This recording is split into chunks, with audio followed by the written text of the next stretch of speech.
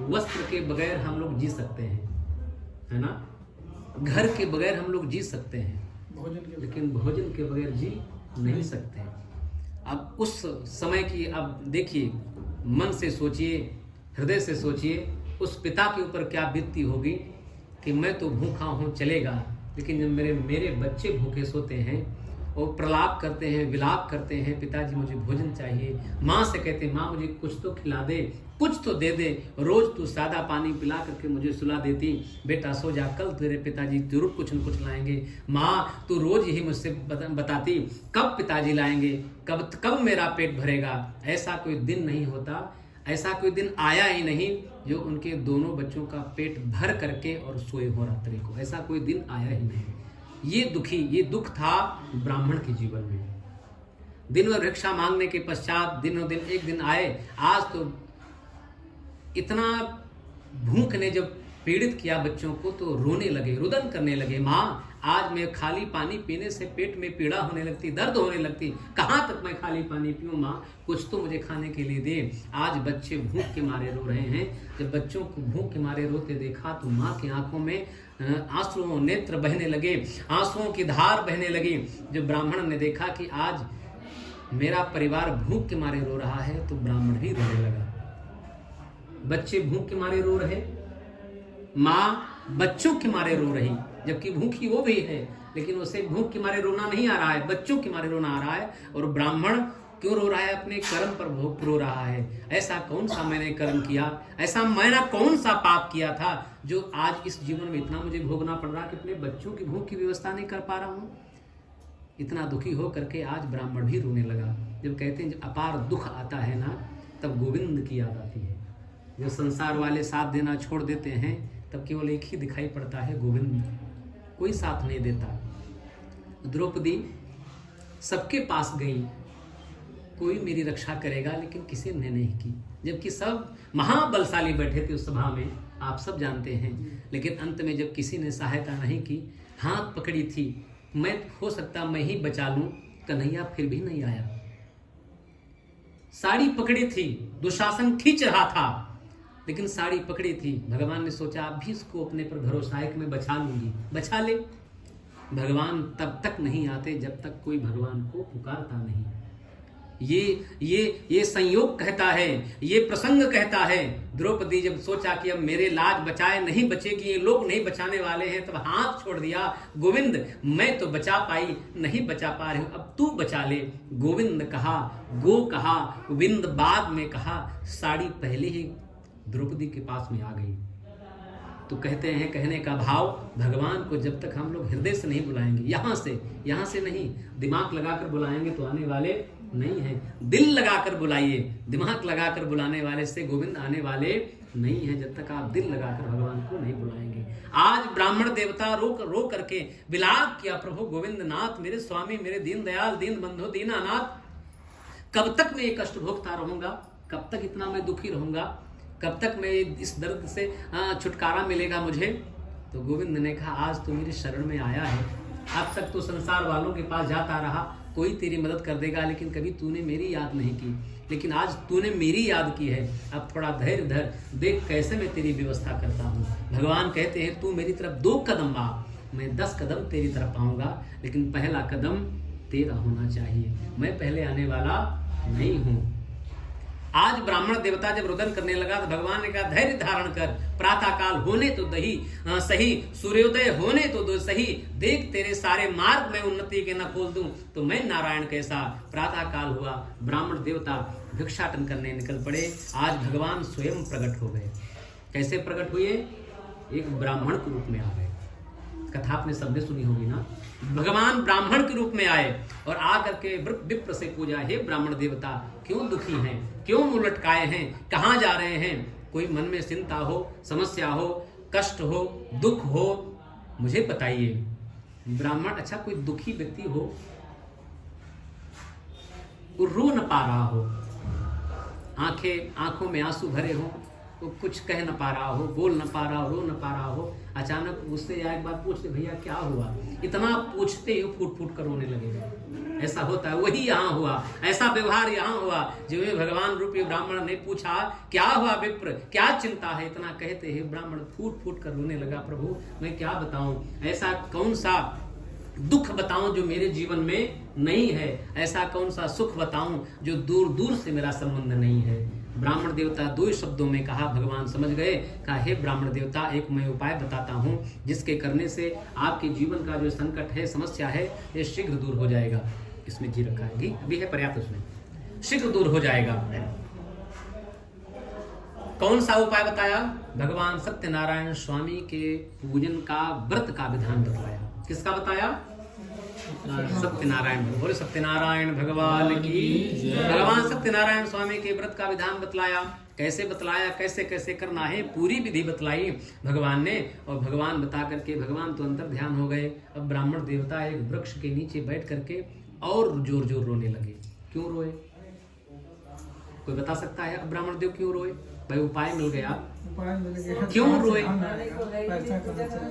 क्या बात, बहुत बढ़िया। देखिए कितनी अच्छी बात बताई। ये सोचकर रोने लगे क्योंकि अभी तक एक बच्चे के भोजन की व्यवस्था तो मैं कर नहीं पा रहा हूं। अगर भगवान का पूजन करूंगा तो 1.25 किलो नहीं, पाव भर तो मैं पंजीरी बना करके चढ़ाऊंगा, वो कहां से लाऊंगा? मिष्ठान तो बहुत दूर की बात, मेवा मिष्ठान पकवान तो बहुत दूर की बात, रसगुल्ले बहुत दूर की बात, गुलगुले बहुत दूर की बात, लेकिन मैं सवा भर अगर भगवान को मैं पंजीरी बनाकर खिलाऊं, कहां से खिलाऊंगा? ये सोच सोच कर रोने लगे। पूरा दिन आज भिक्षा मांगने नहीं गए, उसी वृक्ष के नीचे बैठे बैठे पूरा दिन बीत गया। सोचते रहे मैं क्या करूं, कुछ मार्ग नहीं दिखाई पड़ रहा।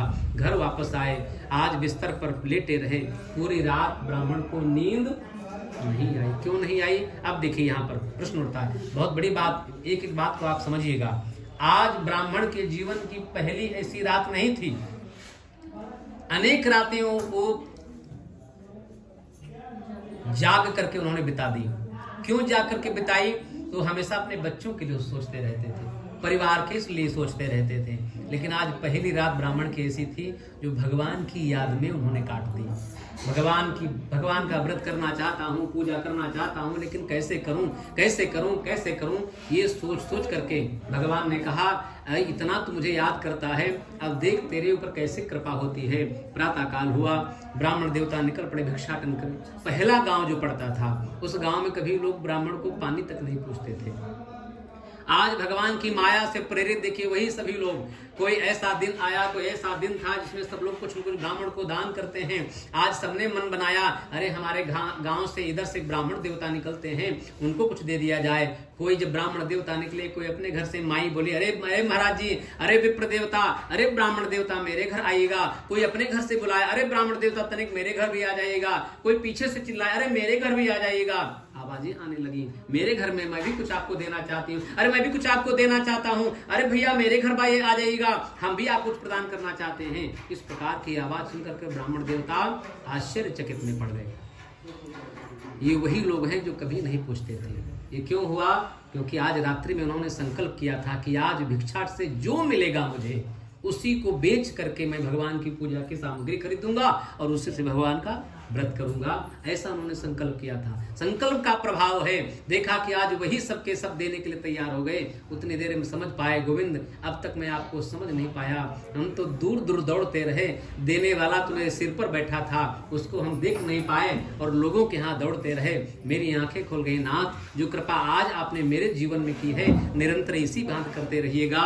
इस भावना से आज ब्राह्मण देवता धन लिए, जो जिसने दिया लेकर के बाजार पहुंचे, भगवान की सामग्री एकत्र की और एकत्र करके वापस आकर के अपनी पत्नी के साथ गठबंधन करके आपकी भांति बैठ करके भगवान का व्रत किया, पूजन किया और पूजन के प्रभाव से हाथ में संकल्प लिया, नाथ हर मास जितना हो सकता है अगर सामर्थ्यवान मैं बनाओगे तो उसी भांति मैं आपका पूजन और व्रत करता रहूंगा। ऐसा उन्होंने संकल्प भी किया, जिसके प्रभाव से भगवान की ऐसी कृपा हुई। धीरे धीरे धीरे धीरे वही क्षेत्र के लोग उनको सब धन देने लगे, दान देने लगे। धीरे धीरे धीरे इतनी कृपा हुई कि आज वो ब्राह्मण देवता धनवान हो गए।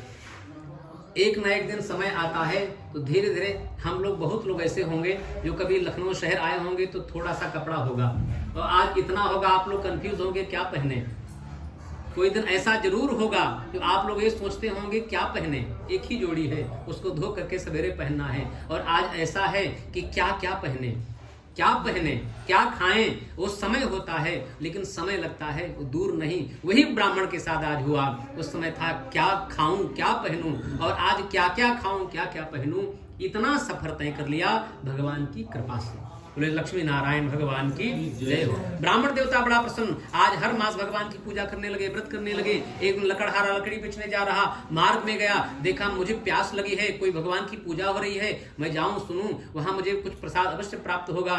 उस कथा में पूजा में बैठने से उसके भी मन में इच्छा। अच्छा, संगत से गुण उपजते हैं और संघर्ष से गुण जाते भी हैं, है ना। तो आज जैसा माहौल बनता है उसी भावना से मन भी बनने लगता है। हम भी एक दिन पंडित जी को बुलाएंगे, एक दिन हम भी कथा कर लें, पूजा करा लें, ये मन में इच्छा जागृत हो ही जाती है। उसी भांत लकड़हारे के मन में आया, मेरे मन में भी है, कुछ दिन हम भी इसी भांत भगवान को अपने घर में बुलाएं, आहूत करें, पंडित जी को बुलाएं, होम कराएं, हवन कराएं, भगवान को बुला करके, ब्राह्मण को बुला करके भगवान का, ब्राह्मण का पूजन करें। ये भावना लकड़हारे के मन में जागृत हुई।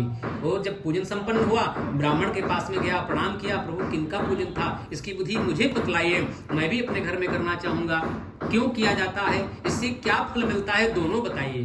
तो कहा जो आज मेरे सब देख रहे हैं, ये जितना माया मुझे दिखाई पड़ रही है आपको मेरे घर में, ये सब इन्हीं की कृपा से प्राप्त हुआ है, मैं कुछ नहीं हूं, सब इन्होंने दिया है। जो इनकी शरण में जाता है, जैसे एक बालक अपने पिता से कुछ याचना करता है, पिता सामर्थ्यवान नहीं होता है लेकिन फिर भी प्रयास करता है कि अपने बच्चे के लिए वो कामना पूर्ण की जाए। अगर उसकी इच्छा है कि मेरे बेटे की इच्छा है साइकिल लेने की, सामर्थ्यवान पिता नहीं होता है, उस व्यवस्था उस पैसे से अनेक काम उसको करने होते हैं।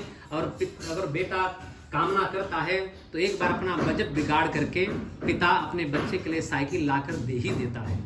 ठीक उसी भांति भगवान के पास जब हम सब जाते हैं पुत्रवत और पिता बनकर के भगवान से मांगते हैं, तो पिता बनकर उसी भांति एक पिता की भांति भगवान भी सारी कामनाओं को पूर्ण करते हैं। उसी भांति आज ब्राह्मण पर जो कृपा हुई, इन्हीं की कृपा से हुआ है। आप भी भगवान के पुत्रवत हैं, जैसे मैं हूं, उससे आप भी जाइए, आप भी पूजन करिए, आपका भी कल्याण होगा। ऐसा लकड़हारे से ब्राह्मण ने कहा।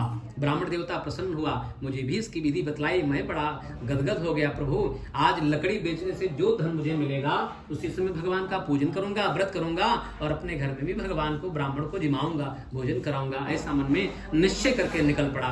दूने दूने दाम में लकड़ियां बिकना प्रारंभ हुई। आज किसी ने मोल तोल तक नहीं किया, कोई एक आना, कोई दो आना। अक्सर होता है ना कि लोग मोल तोल करते हैं, पहली बार ऐसा उसके जीवन में व्यवहार हुआ, किसी ने मोल तोल नहीं किया, जितने में कह दिया उतने में ही तैयार हो गए। तुरंत प्रसन्न होकर के सारी सामग्री खरीदी और वापस आकर के ब्राह्मण की भांति लकड़हारे ने अपने घर में भगवान को आवाहन करके पूजन किया, व्रत किया। और व्रत के प्रभाव से धीरे धीरे धीरे धीरे भगवत कृपा से वो भी धनवान हुआ और जब तक संसार में रहा सुख भोगता रहा, अंत में भगवान के धाम को चला गया। सत्यनारायण भगवान की। श्री कृष्ण गोविंद हरे मुरारे, हे नाथ नारायण वासुदेवा। श्री कृष्ण गोविंद हरे मुरारे, हे नाथ नारायण वासुदेवा। जय जय श्री स्कंद पुराणे रेवा खंड द्वितीया श्री कृष्णार्पणम मस्तु। बोलो गोविंद भगवान की।